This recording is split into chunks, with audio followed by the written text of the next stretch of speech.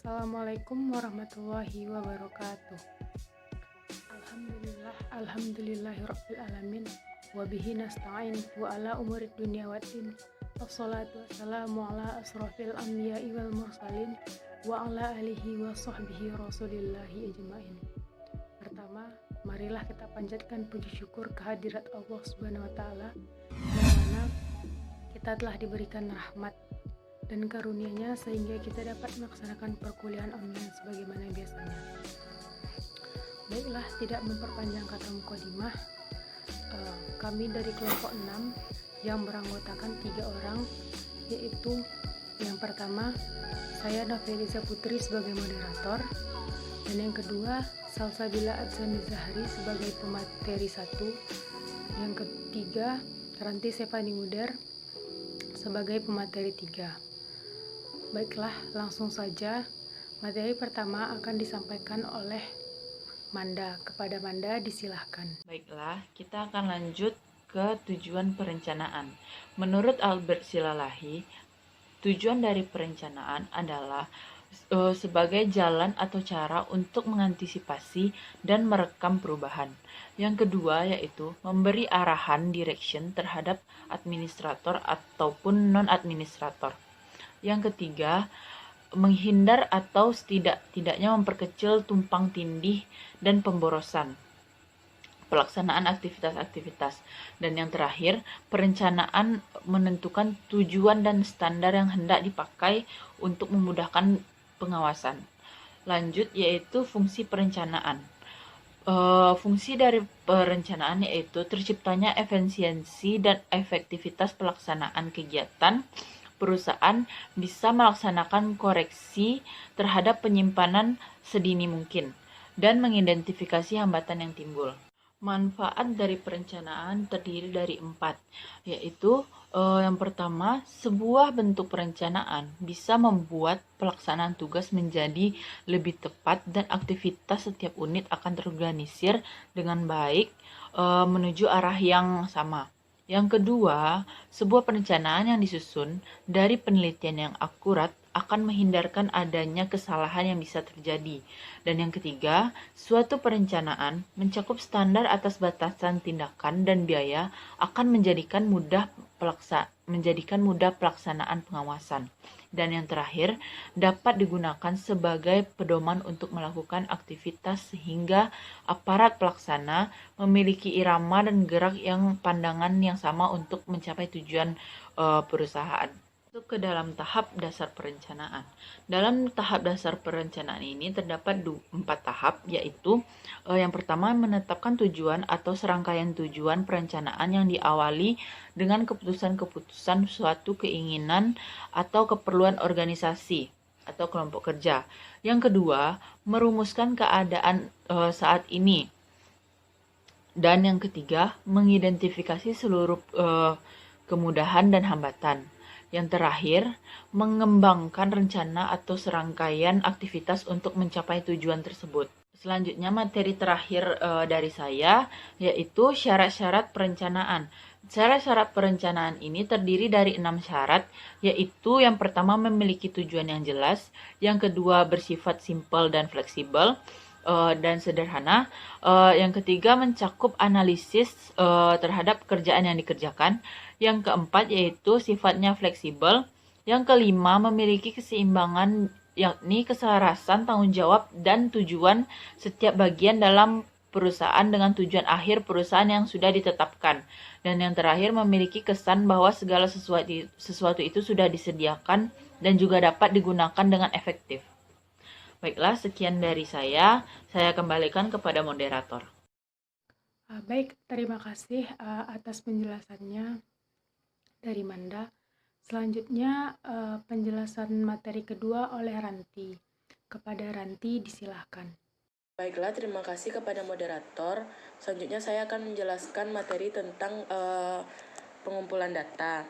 Menurut Gulo 2002, pengumpulan data merupakan aktivitas yang dilakukan guna mendapatkan informasi yang diperlukan dalam rangka mencapai tujuan dari suatu penelitian.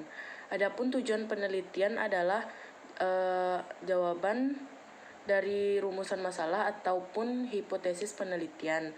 Untuk dapat menjawabnya diperlukan data atau informasi yang diperoleh melalui tahapan pengumpulan data.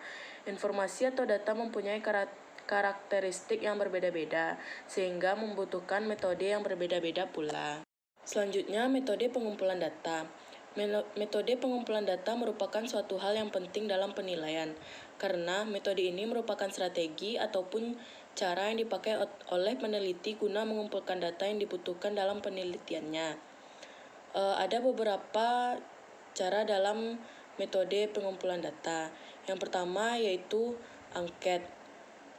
Kuesioner atau angket adalah metode pengumpulan data yang dilakukan dengan cara memberikan seperangkat pertanyaan atau pernyataan tertulis kepada responden untuk diberikan respon sesuai dengan permintaan pengguna. Yang kedua ada wawancara atau interview, yaitu merupakan suatu proses tanya jawab atau dialog secara lisan antara pewawancara dengan responden atau orang yang diwawancarai dengan tujuan untuk mendapatkan informasi yang dibutuhkan oleh peneliti. Yang ketiga ada observasi.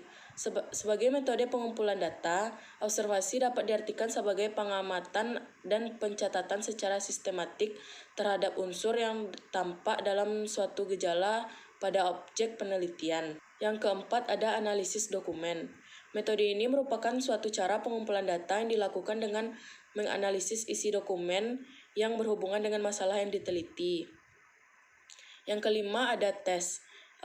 Tes merupakan salah satu alat untuk melakukan pengukuran, yaitu alat untuk mengumpulkan informasi karakteristik suatu objek. Karakteristik bisa berupa keterampilan, pengetahuan, bakat, maupun minat yang dimiliki oleh individu ataupun kelompok. Selanjutnya saya akan menjelaskan materi yang ketiga, yaitu verifikasi data. Verifikasi data adalah proses penyusunan laporan penelitian yang dipergunakan dalam menilai kebenaran landasan teori dengan fakta di lapangan, yang kemudian haruslah diolah dan dianalisis agar bisa diuji secara hipotesis penelitian yang telah ditentukan. Tujuan verifikasi data yang pertama yaitu dapat meningkatkan keuntungan. Yang kedua, mengurangi biaya. Yang ketiga, meningkatkan produktivitas. Dan yang keempat, dapat membuat penelitian lebih baik. Macam metode verifikasi data, yang pertama yaitu entry ganda. Entry ganda lebih mengacu pada proses memasukkan data 2 kali dan membandingkan kedua data penelitian agar bisa dijadikan pedoman dalam analisisnya. Yang kedua, proofreading data. Dalam hal ini, verifikasi dilakukan kepada orang lain agar dalam memeriksa entry terhadap dokumen asli. Contoh dari verifikasi data yaitu seperti misalnya kita mengubah kata sandi akun Instagram. Biasanya kita dalam mengubah kata sandi akun Instagram kerap kali disuruh untuk memasukkan kata sandi 2 kali. Ini dilakukan agar data tersebut terverifikasi atau agar cocok. Baiklah, sekian materi dari saya kembalikan kepada moderator. Baik, terima kasih kepada Ranti Stefani Munder yang telah menjelaskan materi kepada kita semua. Selanjutnya materi keempat akan saya sampaikan, yaitu tentang pengolahan data. Pengolahan data adalah manipulasi data menjadi bentuk sebuah informatif. Menurut Sutabri, pengolahan data terdiri dari kegiatan penyimpanan data seperti misalnya pencarian dan pengumpulan data. Yang pertama, penyimpanan data. Penyimpanan data atau storage adalah langkah awal yang ditempuh untuk menentukan atau mendapatkan data tersebut. Langkah yang pertama adalah pencarian, yang kedua pengumpulan, yang ketiga pemeliharaan. Yang kedua, penanganan data, yaitu kegiatan yang dilakukan setelah data berhasil ditemukan atau diperoleh. Kegiatannya yang pertama pemeriksaan, kedua perbandingan, yang ketiga pemilihan, yang ketiga peringkasan, dan yang keempat penggunaan. Fungsi dari pengolahan data itu sendiri yang pertama sebagai melakukan proses aritmatika atau logis untuk data yang dapat disimpan. Yang kedua, menyimpan hasil hingga hasil menjadi pemrosesan. Yang ketiga, mengambil program data dalam bentuk input. Yang keempat yaitu untuk memproses dan menyimpan program data. Yang kelima, untuk digunakan sewaktu-waktu data disimpan juga dapat ditampilkan dan dicetak. Tahapan pengolahan data yang pertama yaitu input, yang kedua pemrosesan, yang ketiga output.